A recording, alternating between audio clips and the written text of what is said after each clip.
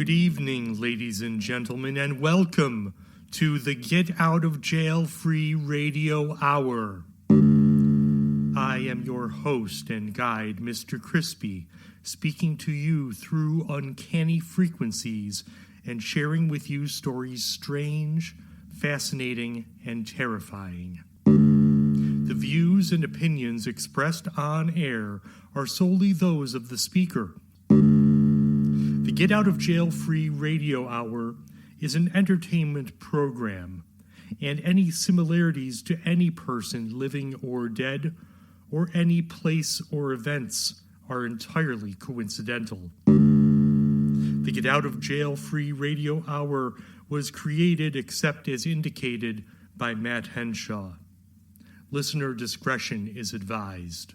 And now, take Mr. Crispy's moldering hand in yours, ignore that tacky fluid under my nails, and join me for the Get Out of Jail Free Radio Hour.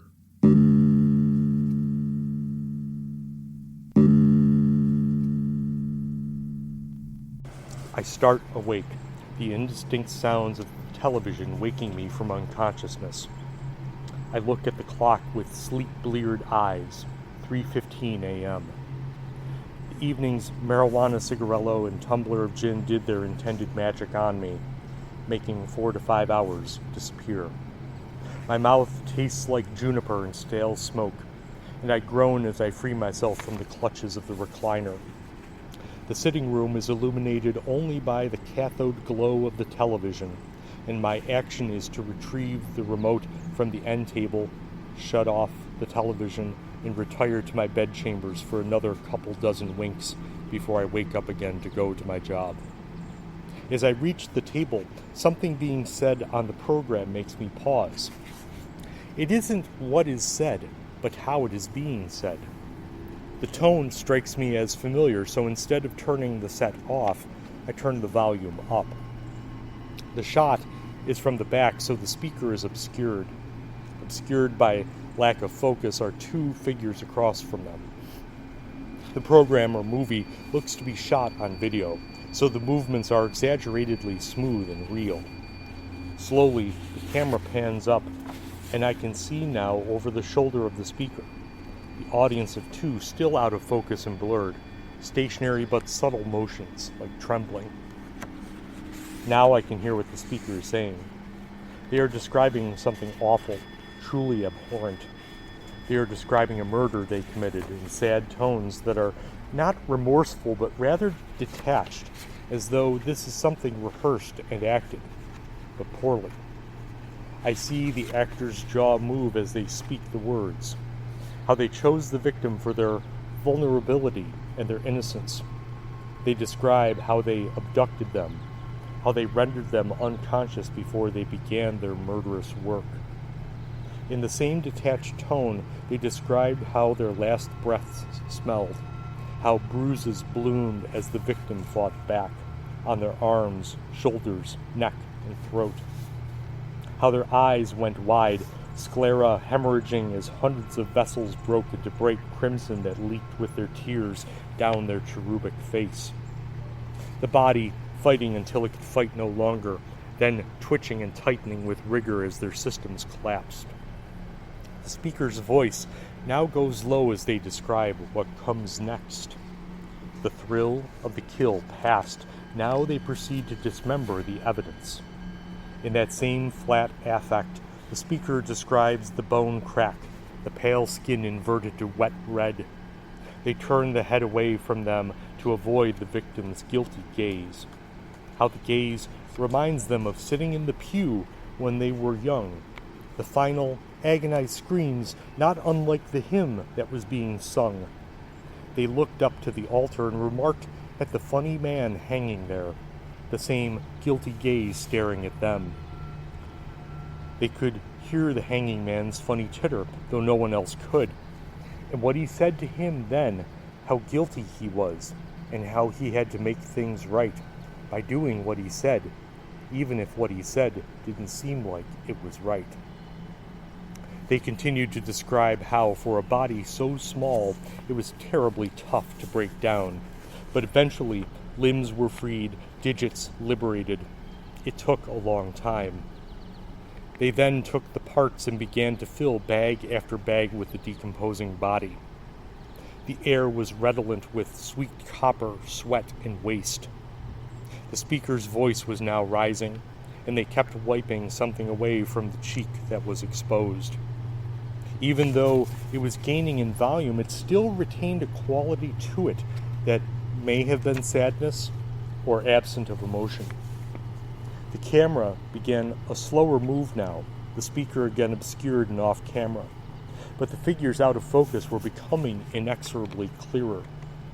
I could see that the audience to this gruesome recounting, which continued on, was not entirely still. One of them, the taller one, was stationary, but the second, shorter one, seemed to be trembling or shaking, as though in the throes of a mild seizure. As the speaker droned on, something rose in the soundtrack, something like a moan that grew into a wail, and then that crescendoed into a breathless, ragged cry. The taller one, a man I could tell now, leaned over to and tried to console the smaller one, an old woman. The old woman struck the man, wanting to isolate her profound grief to drown in.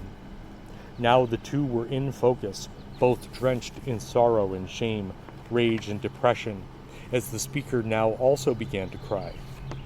Their cry now was clearly one of someone who is caught and forced to confess, the impulse not even really under their control. The man rose and went to the speaker and slapped them, the smacked skin louder than any of the sounds up to that point. The speaker bent over, hunched, heaving with sobs of despair. The old woman shook and moaned, and the man began to tell the speaker what a horrific son they were, how blasphemous they were, how could they do such a thing as they described. The woman babbled how this couldn't be true. Not their innocent boy, no, not their son, who they raised to know right from wrong. The speaker said they had to do it, and now they had to confess. The funny hanging man told him to. As the family devolved into paroxysms of anguish and horror, I noted in their tones a hymn I heard once in church on an old pipe organ. That hymn accompanied my vision of the crucifix and that funny man hanging up there who winked and slyly grinned at me. He told me what a bad boy I was, and that bad boys need to be punished. He told me one day that when I was all grown up, I would have to do something for him, to find a suitable sacrifice for him, and that maybe it would make everything okay. I scratched at my face. I was rather tired from the evening's activities. The confession to Mom and Dad didn't go as I had planned. 2 more sacrifices I knew wouldn't be adequate. I think the first one was, though. Yeah, that one felt right. I turned the TV off, the winking light shining off the 3 sacks I would need to dispose of in the morning after I got a little more rest. Fiction Corner. The dealership. I received the letter from the car manufacturer on a Thursday at the end of May. It informed me of a safety recall for my vehicle, some obscure fuse that, if left unattended, may short out and cause an electrical fire. I generally avoided the dealership where I purchased the car 5 years ago, as ownership had changed and the hourly rate was exorbitant, not to mention they were not conveniently located. However, the free replacement of a part that seemed necessary was enough to get me to call them up and set an appointment after work. I arrived, and a short, heavy-set woman took my mileage, vehicle identification number, and keys, and indicated I should speak to Greg in the service department. As she drove my car to the lot, I entered the service area where several glum-looking customers were sitting with their attention on their phones or on the television playing daytime programs.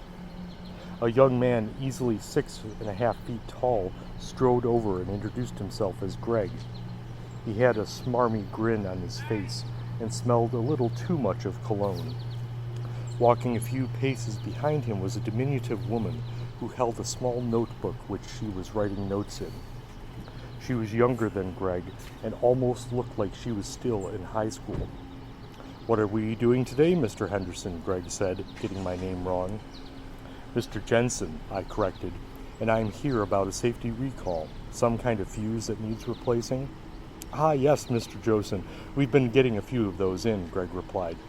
"It'll be at least an hour, maybe 2, but we'll get you taken care of. Do you need a shuttle, or are you going to wait here?" I figured I would wait since I didn't have anything else to do, and had brought the latest Bartlett Gazette with me to read. "Jensen, my name is Brad Jensen, and I'll wait," I said, mildly perturbed that Greg hadn't caught on that he got my name wrong twice now. "Okie dokie, just take a seat and enjoy a complimentary water or coffee while you wait." With that, he turned to the young woman who was still taking notes and said something to her I didn't understand as I walked to a section of the waiting area that was unoccupied. Some time passed as I read, and suddenly Greg appeared in front of me. I didn't hear his footfalls, but there he was, unctuous grin on his face, telling me, "Mr. Thomas, I am so sorry, but we don't have that part in. We should get it sometime next week. I can make an appointment with you and get your car back out." Now doubly perturbed at the inconvenience and at Greg's inability to remember my name, I said flatly, "Fine. How about next Thursday?" "Should that be enough time to get that part in?" "Oh yes, certainly. The manufacturer has had issues keeping this in stock. Your car should be here momentarily. I apologize for the inconvenience," this last sentence sounding particularly mirthful and insincere. He stuck out his hand to shake, and I did, pulling it away and noticing a smudge of gray grease on my palm. He grinned again, and I saw my car being pulled in. I got in my car and drove away, feeling the eyes of Greg and his associates looking at me from the service department. I slept poorly the following week, troubled by anxious dreams. The most vivid of these still stuck with me for several days. I found myself in a cathedral, ceiling painted in a hellish fresco, an acrid smell assaulting my nostrils. From behind the altar, I heard industrial sounds, as though some machine were stamping sheets of metal. Short, wide monks cloaked in brown rucksacks scurried between the pews, chanting in Latin, leaving bloody foot and hand prints on the hymnals. Ascending to the pulpit was a priest in crimson robes, old face glowering. He began to speak. "The blade danced on me again, knife waltzing over and into, so sharp I barely felt the prick, skin take a bow in crimson thick." At this, he unsheathed the blade and drew it across his palm, the monks doing the same. He continued, "The blade is a coy partner, weaving, scratching lines, teasing, demurring, then plunging beneath the derma into capillary sea." Black blood now seeped from their wounds and dripped onto the pulpit and floor. The priest continued, his voice rising in intensity and volume. "Vestiges of foolish survival cause my cutting hand to shake, but determination and faith compel me to overcome this trembling quake." He wiped his cut hand across his brow, leaving an upside-down cross of gore on his forehead. I was frozen in bewilderment as his sonorous voice went on. "The point attains its purchase. I lift the fleshy flap. So pathetic those inner workings, I release them from their trap." At this, the priests and monks continued the cutting and spread their flesh apart. Inside were revealed wires and gears covered in viscera and blood, spilling out and splashing to the floor. I was horrified, but couldn't move. The priest turned and stared at me, sapphire eyes glittering. He reached into the cavity he had opened on his forearm and pulled out a smoking pile of nuts, bolts, and other parts covered in viscous dark blood, which he dropped with a clatter. Rising behind him, the sound of machines stamping provided the soundtrack to his final words. "The knife dance now is done. Wet blade takes a bow. Spreading dark around me blots out the sun. It's all over now." He clapped his hands, and I awoke, trembling and sweating. Thursday came, and I decided to be proactive and call the dealership before taking my car in. Unfortunately, the phone just rang and rang with no one picking it up. I resolved myself to make the drive out and take my chances. I arrived, and the same woman took my car back, and I went in and Greg was there, grinning like an idiot at me. "Tell you what, Greg," I said before he started in. "Did you go back and confirm the part is actually in? I tried calling earlier to check, but no one picked up." "Sure thing, boss. I'll be right back." And he walked into a back room area, trailed by the same young woman who held the notebook and was still writing. Several minutes passed, and I noted an odd smell in the service area, like burnt coffee and spoiled cream. A woman with a crying baby sat under a television which frequently glitched out, the soap opera actors' faces freezing and then pixelating into the following scene. "I'm so sorry, dude," Greg came up behind me, his little lackey scribbling in her notebook. "The part still isn't in. Should be here next week." My face probably showed my annoyance, and at this point, I didn't especially care about masking it. I said, "Fine, I'll come in sometime next week. Do I need to make an appointment?" Our system is down, man. Just come by next week and we'll take care of you," Greg said, not hiding his delight at my being stymied a second time. He turned away and clicked at a keyboard. "Your car is outside," his familiar said sharply, as she wrote something else in her notebook. I went to my car and found the steering wheel tacky with the same gray grease.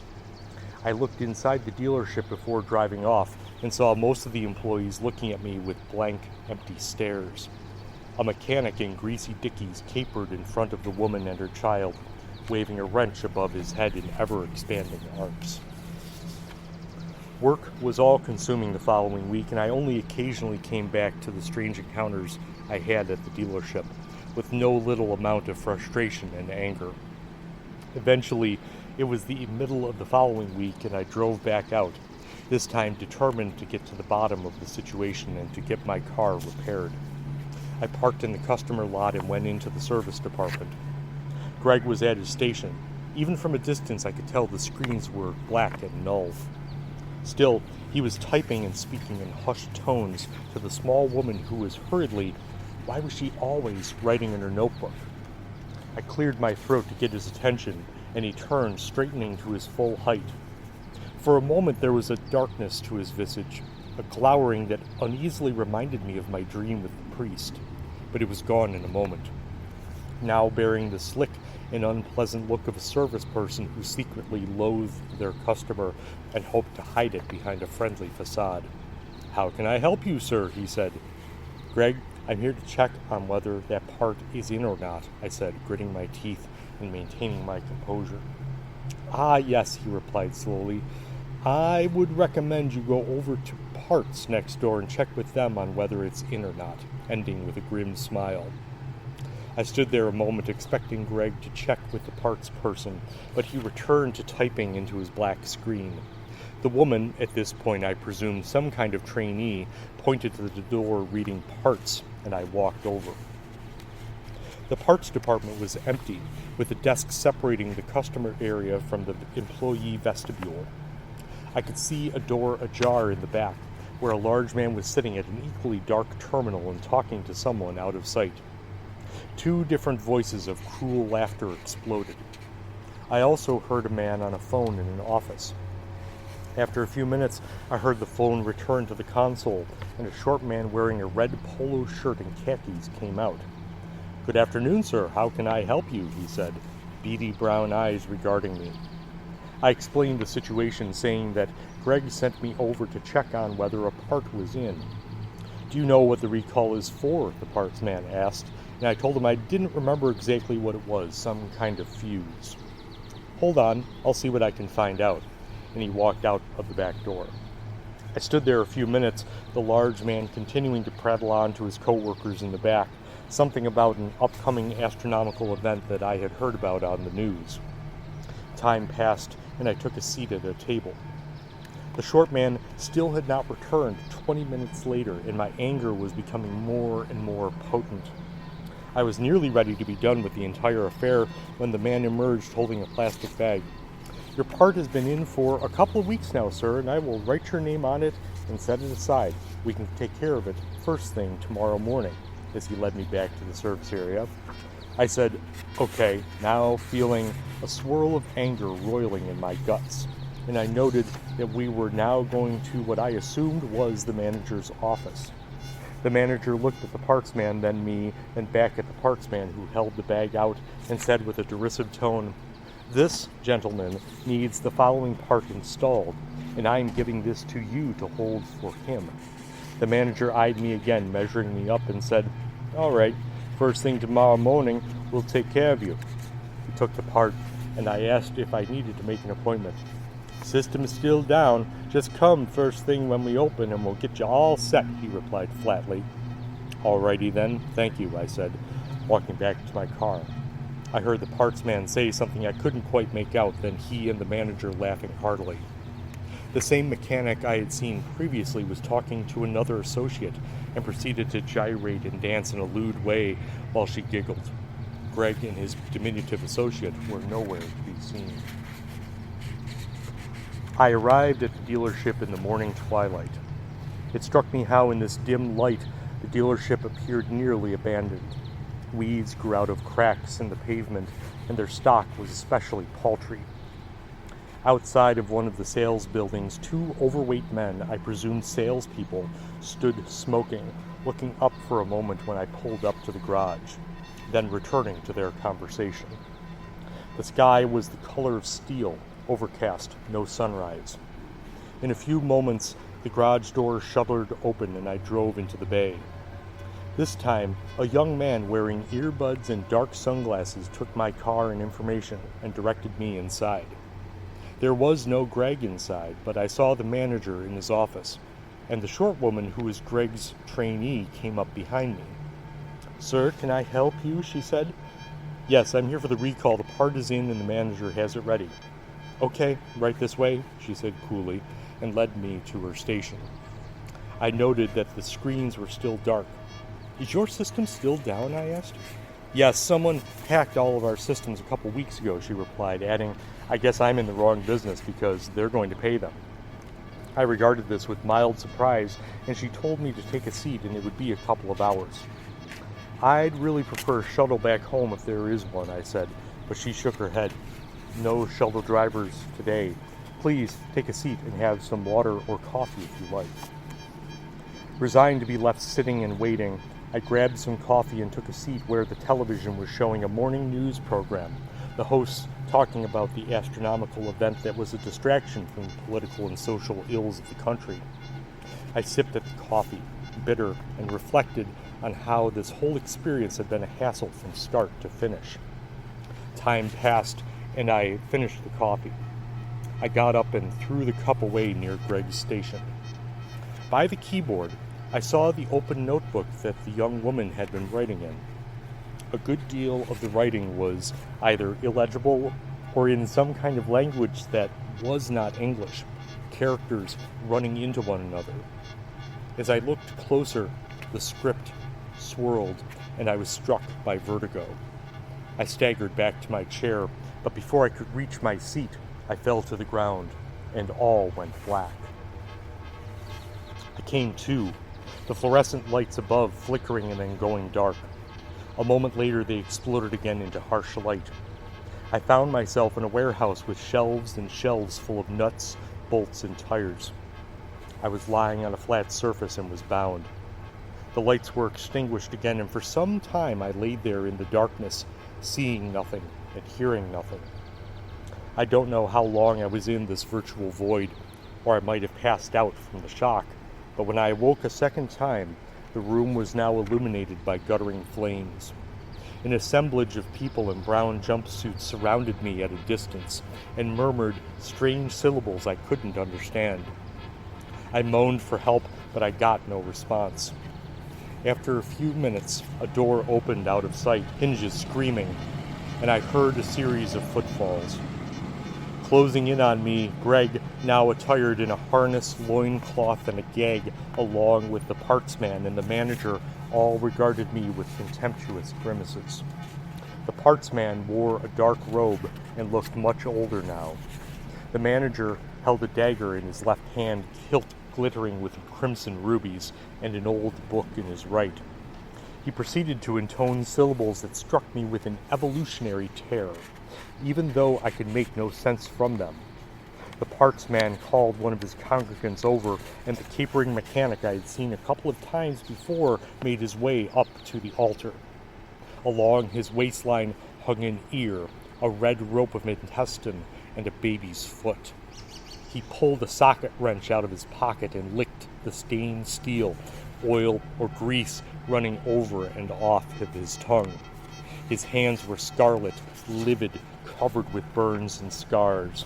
They palsied, twitching and quivering, spasming as he raised the wrench above his head.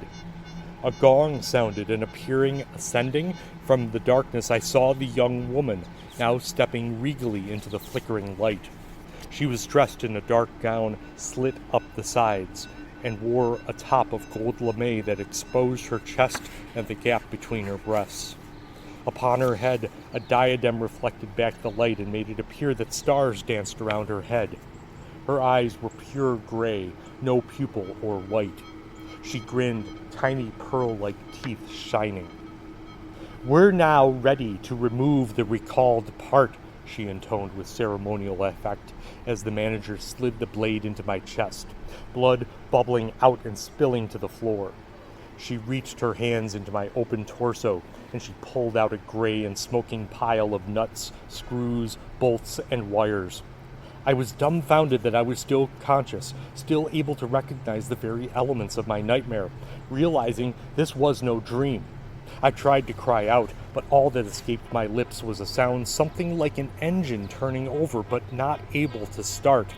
Greg's muffled giggle rose, and he handed the manager the bag holding the fuse, wires, and some screws. The young woman murmured some syllables and made a sign with her hands, then indicated to the manager to drop them into my gaping chest cavity, held open by the parts man. "Now to install," she said, and the dancing mechanic man grunted and approached, whirling like a dervish possessed, wrench waving over his head. I screamed as the wrench bashed the various parts into me, bone chips flying up along with blood spray. The unseen congregation began to chant in the background, and the ceiling above opened up, revealing a ball of fire growing in the steel-gray sky above. The manager held my wound closed as Greg liberally applied hot grease from a chalice, both now joining the congregation's ministrations. Consciousness drained away, my final perception, the sounds of industry grinding within me, and metal being stamped growing into a deafening oblivion. The Mezzotint by M.R. James. Some time ago, I believe I had the pleasure of telling you the story of an adventure which happened to a friend of mine by the name of Mezzotint during his pursuit of objects of art for the museum at Cambridge. He did not publish his experiences very widely upon his return to England, but they could not fail to become known to a good many of his friends, and among others to the gentleman who at that time presided over an art museum at another university. It was to be expected that the story should make a considerable impression on the mind of a man whose vocation lay in lines similar to Denniston's, and that he should be eager to catch at any explanation of the matter which tended to make it seem improbable that he should ever be called upon to deal with so agitating an emergency. It was indeed somewhat consoling to him to reflect that he was not expected to acquire ancient manuscripts for his institution. That was the business of the Shelburnian Library. The authorities of that might, if they pleased, ransack obscure corners of the continent for such matters. He was glad to be obliged at the moment to confine his attention to enlarging the already unsurpassed collection of English topographical drawings and engravings possessed by his museum.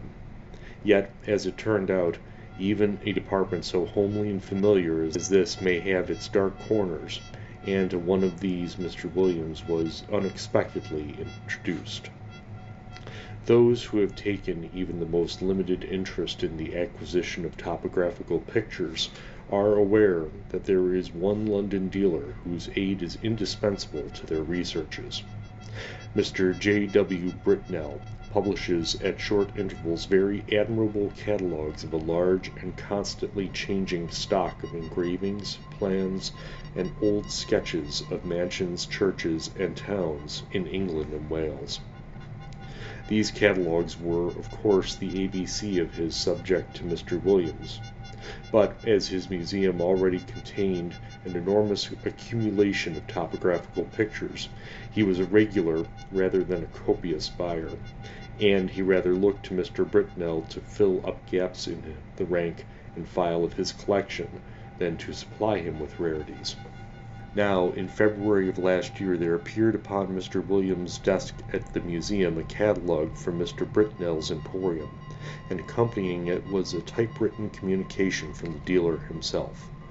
This latter ran as follows: Dear Sir, we beg to call your attention to number 978 in our accompanying catalogue, which we shall be glad to send on approval. Yours faithfully, J. W. Britnell. To turn to number 978 in the accompanying catalogue was, with Mr. Williams, as he observed to himself, the work of a moment, and in the place indicated he found the following entry: 978, unknown. Interesting Mezzotint. View of a manor house, early part of the century. 15 by 10 inches, black frame, £2 25. It was not specially exciting, and the price seemed high. However, as Mr. Britnell, who knew his business and his customer, seemed to set store by it, Mr. Williams wrote a postcard asking for the article to be sent on approval, along with some other engravings and sketches which appeared in the same catalogue. And so he passed, without much excitement or anticipation, to the ordinary labors of the day. A parcel of any kind always arrives a day later than you expected, and that of Mr. Britnell proved, as I believe the right phrase goes, no exception to the rule. It was delivered at the museum by the afternoon post of Saturday, after Mr. Williams had left his work, and it was accordingly brought round to his rooms in college by the attendant, in order that he might not have to wait over Sunday before looking through it and returning such of the contents as he did not propose to keep. And here he found it when he came in to tea with a friend. The only item with which I am concerned was the rather large black-framed Mezzotint, of which I have already quoted the short description given in Mr. Britnell's catalogue. Some more details of it will have to be given, though I cannot hope to put before you the look of the picture as clearly as it is present to my own eye. Very nearly the exact duplicate of it may be seen in a good many old inn parlours, or in the passages of undisturbed country mansions at the present moment. It was a rather indifferent mezzotint, and an indifferent mezzotint is, perhaps, the worst form of engraving known. It presented a full-face view of a not very large manor house of the last century, with 3 rows of plain sashed windows with rusticated masonry about them, a parapet with balls or vases at the angles, and a small portico in the center. On either side were trees, and in front a considerable expanse of lawn. The legend A.W.F. Sculptist was engraved on the narrow margin, and there was no further inscription. The whole thing gave the impression that it was the work of an amateur. What in the world Mr. Britnell could mean by affixing a price of £2 25 to such an object was more than Mr. Williams could imagine. He turned it over with a good deal of contempt. Upon the back was a paper label, the left-hand half of which had been torn off. All that remained were the ends of 2 lines of writing. The first had the letters NGLE Hall, the second SSEX. It would perhaps be just worthwhile to identify the piece represented, which he could easily do with the help of a gazetteer, and then he would send it back to Mr. Britnell with some remarks reflecting upon the judgment of that gentleman. He lighted the candles, for it was now dark, made the tea, and supplied the friend with whom he had been playing golf, for I believe the authorities of the university I write of indulge in that pursuit by way of relaxation, and tea was taken to the accompaniment of a discussion which golfing persons can imagine for themselves, but which the conscientious writer has no right to inflict upon any non-golfing persons. The conclusion arrived at was that certain strokes might have been better, and that in certain emergencies neither player had experienced that amount of luck which a human being has a right to expect. It was now that the friend, let us call him Professor Binks, took up the framed engraving and said, "What's this place, Williams?" "Just what I'm going to try to find out," said Williams, going to the shelf for a gazetteer. "Look at the back. Somethingly Hall, either in Sussex or Essex. Half the name's gone, you see. You don't happen to know it, I suppose." "It's from that man Britnell, I suppose, isn't it?" said Binks. "Is it for the museum?" "Well, I think I should buy it if the price was 5 shillings," said Williams. "But for some unearthly reason he wants 2 guineas for it. I can't conceive of why. It's a wretched engraving, and there aren't even any figures to give it life." "It's not worth 2 guineas, I should think," said Binks. "But I don't think it's so badly done. The moonlight seems rather good to me, and I should have thought there were figures, or at least a figure, just on the edge in the front." "Let's look," said Williams. "Well, it's true the light is rather cleverly given. Where's your figure? Oh, yes, just the head, in the very front of the picture." And indeed there was hardly more than a black blot on the extreme edge of the engraving, the head of a man or woman a good deal muffled up, the back turned to the spectator and looking towards the house. Williams had not noticed it before. "Still," he said, "though it's a cleverer thing than I thought, I can't spend 2 guineas of museum money on a picture of a place I don't know." Professor Binks had his work to do and soon went, and very nearly up to Hall time Williams was engaged in a vain attempt to identify the subject of his picture. If the vowel before the NG had only been left, it would have been easy enough, he thought, but as it is, the name may be anything from Gustingley to Langley, and there are many more names ending like this than I thought, and this rotten book has no index of terminations. Hall in Mr. Williams' college was at 7. It need not be dwelt upon, the less so as he met there colleagues who had been playing golf during the afternoon, and words with which we have no concern were freely bandied across the table. Merely golfing words, I should hasten to explain. I suppose an hour or more to have been spent in what is called common room after dinner. Later in the evening some few retired to William's rooms, and I have little doubt that whilst was played and tobacco smoked, during the lull in these operations, Williams picked up the Mezzotint from the table without looking at it, and handed it to a person mildly interested in art, telling him where it had come from and the other particulars which we already know. The gentleman took it carelessly, looked at it, then said in a tone of some interest, "It's really a very good piece of work, Williams. It has quite a feeling of the romantic period. The light is admirably managed, it seems to me, and the figure, though it's rather too grotesque, is somehow very impressive." "Yes, isn't it?" said Williams, who was just then busy giving whiskey and soda to others of the company, and was unable to come across the room to look at the view again.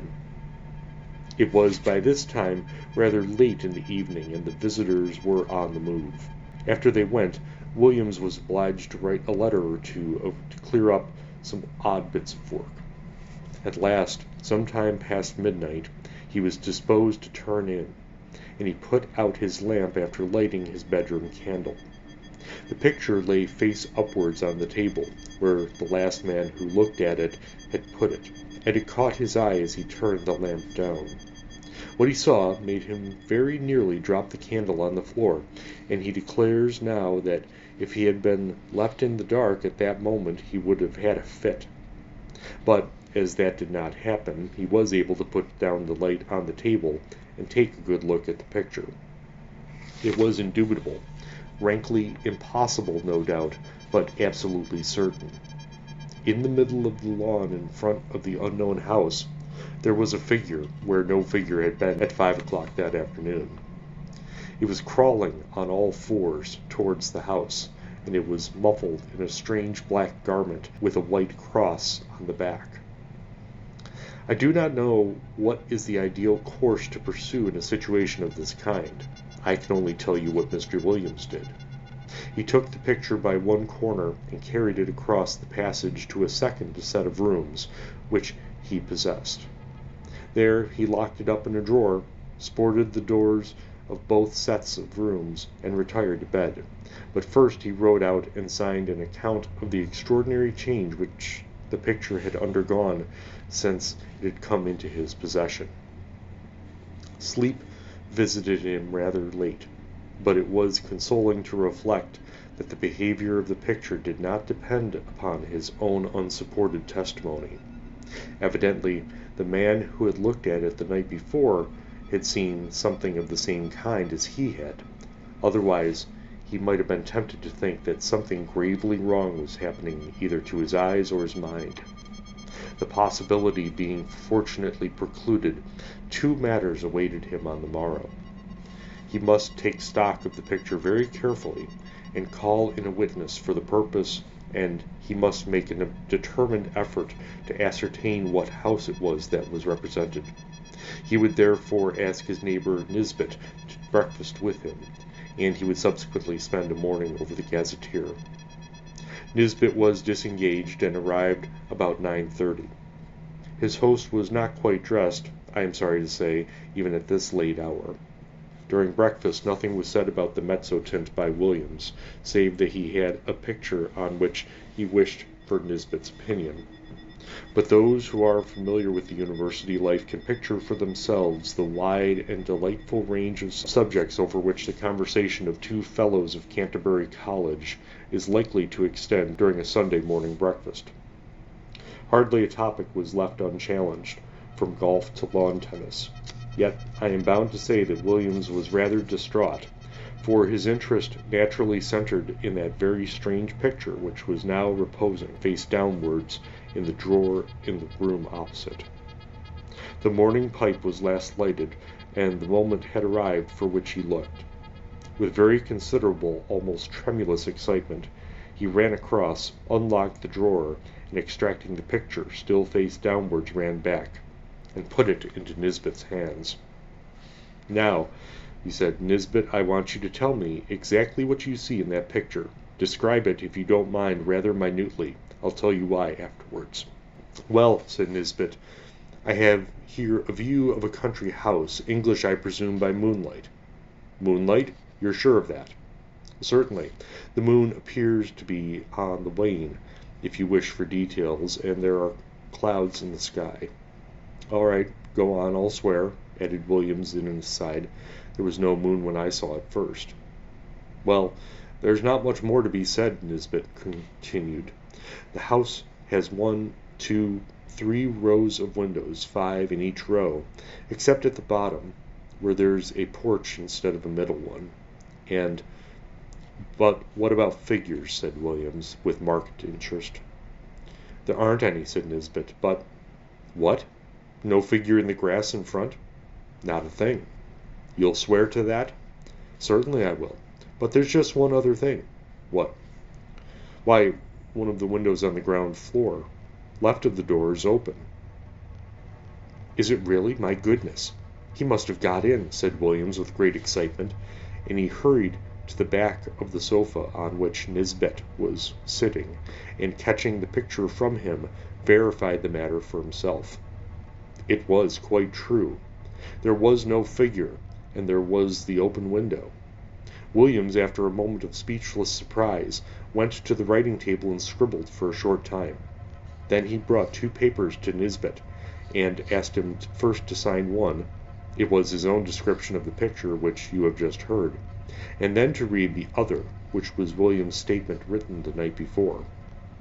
"What can it all mean?" said Nisbet. "Exactly," said Williams. "Well, one thing I must do, or three things now I think of it. I must find out from Garwood," this was his last night's visitor, "what he saw. And then I must get the thing photographed before it goes further. And then I must find out what the place is."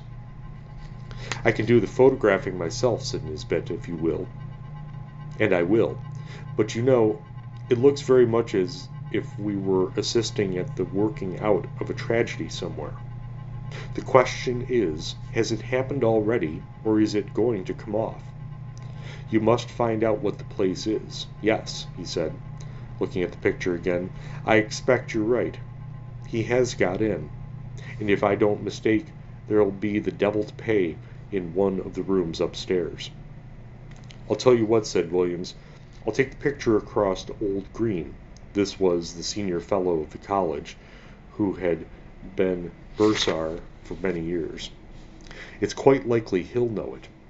We have property in Essex and Sussex, and he must have been over the two counties a lot in his time." "Quite likely he will," said Nisbet. "But just let me take my photograph first. But look here, I rather think Green isn't up today. He wasn't in Hall last night, and I think I heard him say he was going down for the Sunday." "That's true too," said Williams. "I know he had gone to Brighton. Well, if you'll photograph it now, I'll go across to Garwood and get his statement, and you keep an eye on it while I'm gone. I'm beginning to think 2 guineas is not a very exorbitant price for it now." In a short time he had returned, and brought Mr. Garwood with him. Garwood's statement was to the effect that the figure, when he had seen it, was clear of the edge of the picture, but had not got far across the lawn. He remembered a white mark on the back of the drapery, but could not have been sure it was a cross. A document to this effect was then drawn up and signed, and Nisbet proceeded to photograph the picture. "Now, what do you mean to do?" he said. "Are you going to sit and watch it all day?" "Well, no, I think not," said Williams. "I rather imagine we're meant to see the whole thing. You see, between the time I saw it last night and this morning, there is time for lots of things to happen. But the creature only got into the house. It could easily have got through its business in the time and gone to its own place again. But the fact of the window being open, I think, must mean that it's in there now. So I feel quite easy about leaving it. And besides, I have a kind of idea that it wouldn't change much, if at all, in the daytime. We might go out for a walk this afternoon and come in to tea, or whenever it gets dark. I shall leave it out on the table here and sport the door. My skip can get in, but no one else." The three agreed that this would be a good plan, and further, that if they spent the afternoon together, they would be less likely to talk about the business to other people. For any rumor of such a transaction as was going on would bring the whole of the Phasmatological Society about their ears. We may give them a respite until 5 o'clock. At or near that hour the three were entering William's staircase. They were at first slightly annoyed to see that the door of his rooms was unsported, but in a moment it was remembered that on Sunday the skips came for orders an hour or so earlier than on work-days. However, a surprise was awaiting them. The first thing they saw was the picture leaning up against a pile of books on the table, as it had been left. However, a surprise was awaiting them. The first thing they saw was the picture leaning up against a pile of books on the table, as it had been left. And the next thing was William's skip, seated on a chair opposite, gazing at it with undisguised horror. How was this? Mr. Filcher, the name is not my own invention, was a servant of considerable standing, and set the standard of etiquette to all his own college and to several neighboring ones. And nothing could be more alien to his practice than to be found sitting on his master's chair, or appearing to take any particular notice of his master's furniture or pictures. Indeed, he seemed to feel this himself. He started violently when the three men came into the room, and got up with a marked effort. Then he said, "I ask your pardon, sir, for taking such freedom as to set down." "Not at all, Robert," interposed Mr. William. "I was meaning to ask you some time what you thought of that picture." "Well, sir, of course I don't set up my opinion against yours, but it ain't the picture I should hang where my little girl could see it, sir." "Wouldn't you, Robert? Why not?" "No, sir. Why, the poor child, I recollect once she see a door Bible, with pictures not half of what this is, and we had to set her up with 3 or 4 nights afterwards, if you'll believe me. And if she was to catch a sight of this skeleton here, or whatever it is, carrying off the poor baby, she would be in a taking. You know how it is with children, how nervous they get with every little thing and all. But what I should say, it don't seem a right picture to be laying about, sir, not where anyone that's liable to be startled could come on it. Should you be wanting anything this evening, sir? Thank you, sir." With these words, the excellent man went to continue the round of his masters, and you may be sure the gentleman whom he left lost no time in gathering round the engraving. There was the house, under the waning moon and the drifting clouds. The window that had been open was shut, and the figure was once more on the lawn, but not this time crawling cautiously on hands and knees. Now it was erect and stepping swiftly, with long strides, towards the front of the picture. The moon was behind it, and the black drapery hung down over its face, so that only hints of that could be seen. And what was visible made the spectators profoundly thankful that they could see no more than a white dome-like forehead and a few straggling hairs. The head was bent down, and the arms were tightly clasped over an object which could be dimly seen and identified as a child. Whether dead or living it is not possible to say. The legs of the appearance alone could be plainly discerned, and they were horribly thin. From 5 to 7 the 3 companions sat and watched the picture by turns, but it never changed. They agreed at last that it would be safe to leave it, and that they would return after Hall and await further developments. When they assembled again, at the earliest possible moment, the engraving was there, but the figure was gone, and the house was quiet under the moonbeams. There was nothing for it but to spend the evening over gazetteers and guidebooks. Williams was the lucky one at last, and perhaps he deserved it. At 11:30 p.m. he read from Murray's Guide to Essex the following lines: 16½ miles, Anningsley. The church has been an interesting building of Norman date, but was extremely classicized in the last century. It contains the tombs of the family of Francis, whose mansion, Annesley Hall, a solid Queen Anne house, stands immediately beyond the churchyard in a park about 80 acres. The family is now extinct, the last heir having disappeared mysteriously in infancy in the year 1802. The father, Mr. Arthur Francis, was locally known as a talented amateur engraver in the Mezzotint. After his son's disappearance he lived in a complete retirement at the Hall, and was found dead in his studio on the 3rd anniversary of the disaster, having just completed an engraving of the house, impressions of which are of considerable rarity. This looked like business, and indeed Mr. Green on his return at once identified the house as Annesley Hall. "Is there any kind of explanation of that figure, Green?" was the question which Williams naturally asked. "I don't know. I'm sure, Williams, what used to be said in the place when I first knew it, which was before I came up here, was just this. Old Francis always very much down on these poaching fellows, and whenever he got a chance he used to get a man whom he suspected of it turned off the estate, and by degrees he got rid of them all but one. Squires could do a lot of things then that they daren't think of now. Well, this man that was left was what you find pretty often in that country.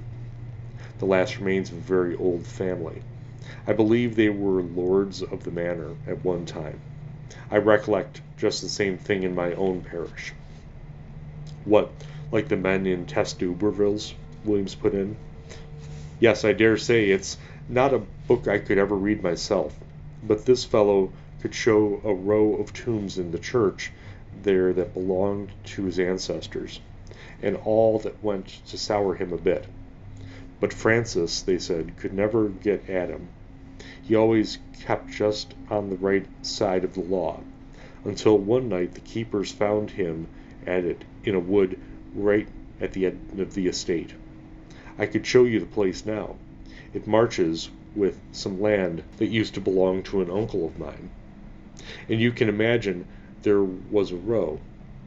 And this man Gaudy, that was the name to be sure, Gaudy, I thought I should get it, Gaudy. He was unlucky enough, poor chap, to shoot a keeper. Well, that was what Francis wanted, and grand juries, you know what they would have been then, and poor Gaudy was strung up in double quick time, and I've shown the place he was buried in, on the north side of the church. You know the way in that part of the world, anyone that has been hanged or made away with themselves, they bury them that side. And the idea was that some friend of Gaudy's, not a relation, because he had none, poor devil, he was the last of his line, kind of a spe ultima genti, must have planned to get hold of Francis's boy and put an end to his line too. I don't know. It's rather an out-of-the-way thing for an Essex poacher to think of. But, you know, I should say now, it looks more as if old Gaudy has managed the job himself. Boo, I hate to think of it. Have some whiskey, Williams. The facts were communicated by Williams to Denniston, and by him to a mixed company of which I was one, and the Seductian professor of ophiology another. I am sorry to say that the latter, when asked what he thought of it, only remarked, "Oh, those Bridgeford people will say anything," a sentiment which met with the reception it deserved. I have only to add that the picture is now in the Ashleyan Museum, that it has been treated with a view to discovering whether sympathetic ink has been used in it, but without effect, that Mr. Britnell knew nothing of it save that he was sure it was uncommon, and that, though carefully watched, it has never been known to change again. The Wet Nurse by Wendy Maxon. In the dank basement of Halley's rented hovel in SeaTac, the baby octopus on her lap frothed and groped its tentacles towards her face, its saline stench so strong that she, torn between comforting and smothering it, could feel fumes boring into her brain. Halley breathed in memories of her past failures with her first son, now living with her ex-husband several towns over. She pondered whether she or the octopus would kill each other first. 4 years ago, she lived in Seattle with Joe and Nicholas in a cute yellow house in Ballard, not in her current place with the mandatory 20 miles imposed between them, not to mention the decayed north wall, cigarette burns on the baseboards, and ant problems. Her old home had been bursting with color, from the blue curtains to the purple peonies, and it grew even more vibrant once Nicholas was born and kaleidoscopic baby toys peppered the floral rugs. But in the later years, Nicholas kept breaking the toys, and she had to turn up the television to drown out his wails. Sometimes, to calm both herself and Nicholas, they would go to the zoo and stare at the animals that had it all together. Now she lived in a box with a leaky basement and planes flying overhead, because the hospital stays over the years had eaten through her savings. Her first surgery had been the abortion at that dumpy outpatient center. That time she and Joe had been surprised during college. After their marriage, she found herself staring at babies with a mixture of guilt and longing. After Nicholas was born, Haley stayed at the Stillwater Hospital for 5 long nights, only to return the following week. Lactation consultants and behavior specialists multiplied. Other women in her support groups complained of the hours it took to get their babies to latch, but Haley had to do that. Then squeeze in visits to ask about Nicholas's worsening shrieks, vice-like grip, and outraged fuchsia face. After 3 months cycling through clinics, she booked her tubal ligation. Never again, she shouted one day when Joe dried the checkered dishes and she put them in the wrong drawer again. And then that hospital stay, when Nicholas hurled 20 toys at her face, and with teeth clenched so hard she cracked the enamel, she threw one back at his. After the psych ward, of course, she needed to flee. She couldn't afford Ballard, and she wouldn't set foot in that town anyway, not with the stares and whispers that would inevitably follow her. The neighbors hated her now. They couldn't understand that it can't be abandonment if you know it's going to destroy you. She'd revisited the zoo a lot this past summer. The 15-year anniversary of her abortion arrived, and she wanted to be surrounded by friends. Feeding time was the best. The zookeeper let her throw crabs or frozen fishicles to the otters, and they would rush to her with hungry smiles, shrill wriggling between her fingers. While she watched the otters lick and preen their fur, she traced a nautilus shell along her thigh and wished she wasn't barren inside. And then she had her epiphany. Haley tried 3 times before she found the store listed on the online directory.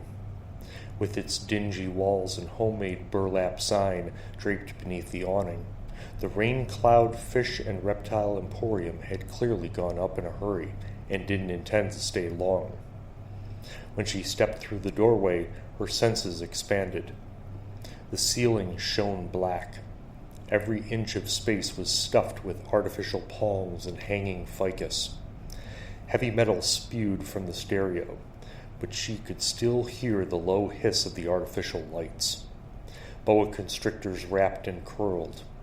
The water appeared milky, or perhaps her visibility was obscured by the whorls left by small fingerprints on the glass. A bearded man sat in a low chair behind a sticky counter.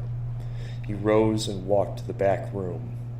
When he returned, he handed Haley a see-through plastic bag filled with something rubbery. She couldn't tell what it was, wrapped in stained brown paper like a sandwich would be, but the inside felt as if it were made of latex or neoprene. "What you need is in this bag." It felt and smelled like rubber fishing gloves that zookeepers wore.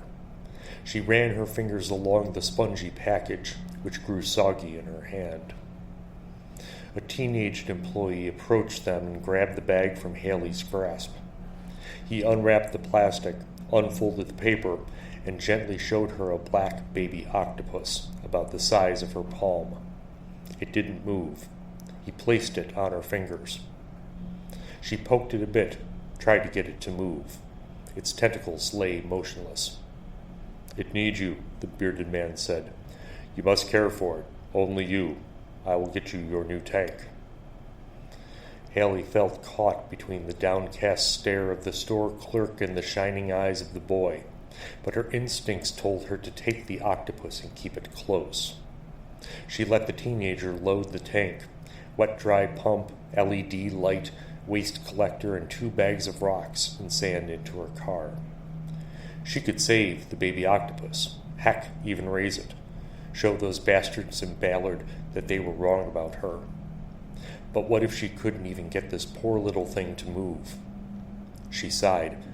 Nicholas, their fight, the distance, the void, the hospitals, the protection that should have been.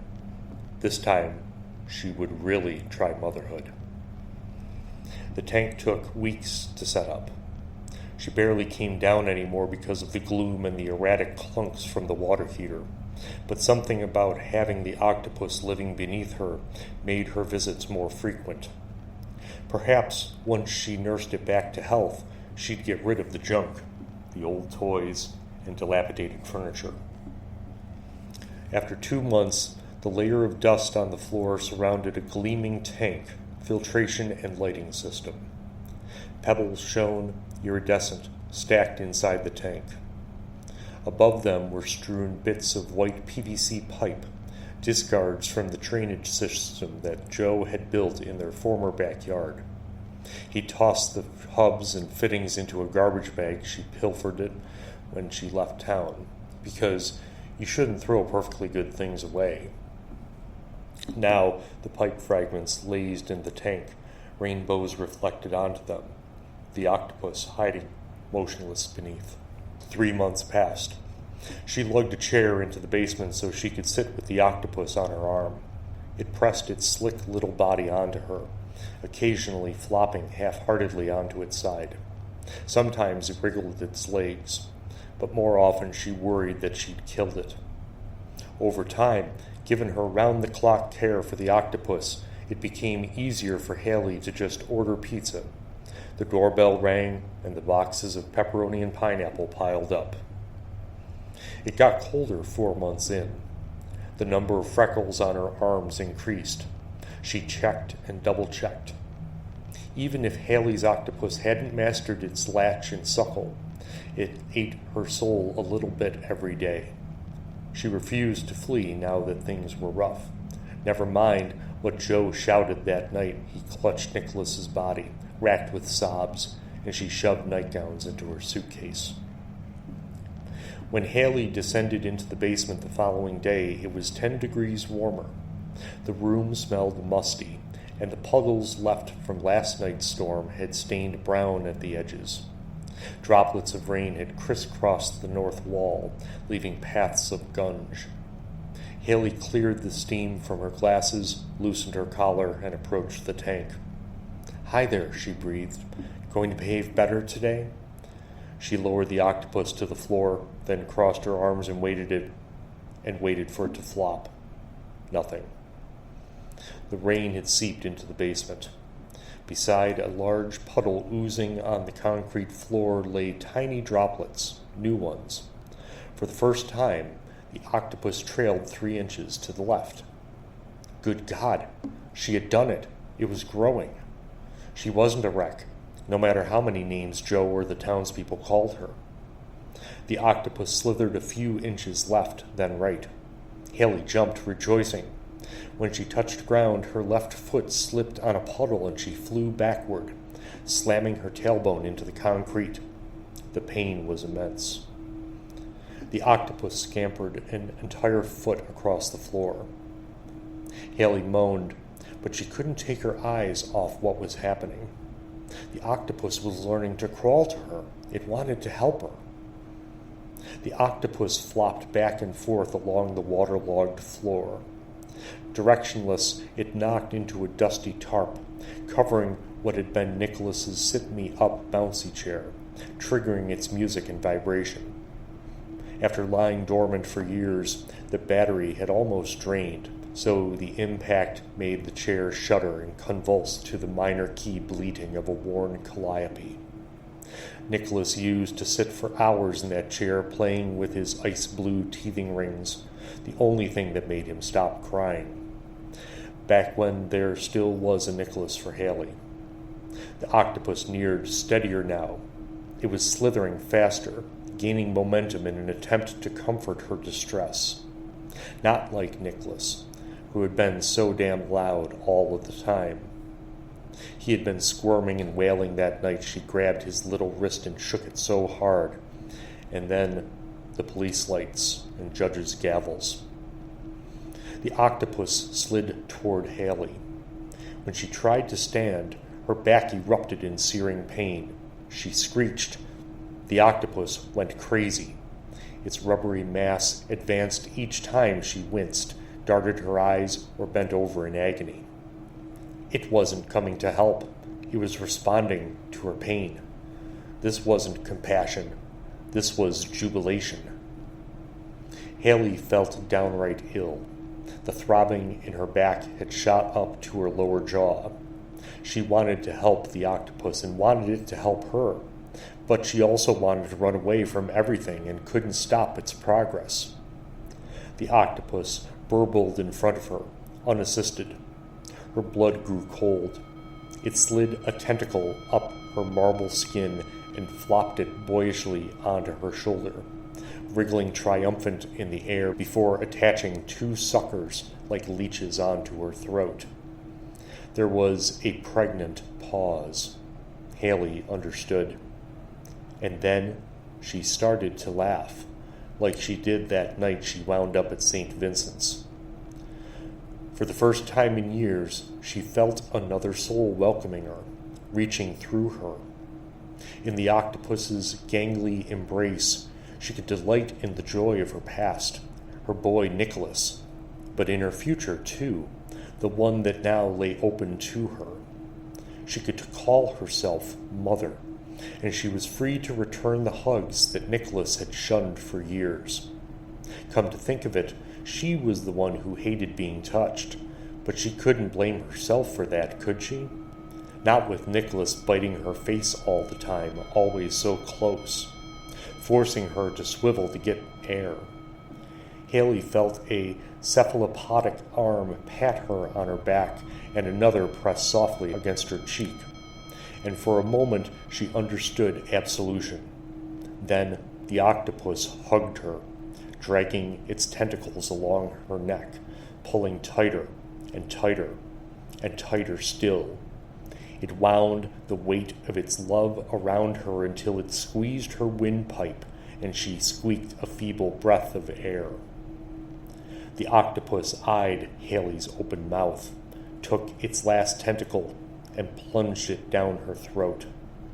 It slid fast, hungry, crushing her larynx while it ransacked for food, plummeting into the chest cavity, filling up her interior and taking her shape. Its suckers clamped down, clinging to her heart, her innards.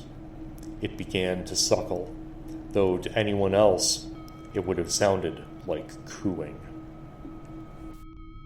And now I bid you a restless night. May you cower in the corner until morning's light. And in the harsh daylight you will see no one really gets out of jail free. Thank you for listening to the Get Out of Jail Free Radio Hour. The Get Out of Jail Free Radio Hour was written, produced, edited, and uploaded by Matt Henshaw, except as indicated.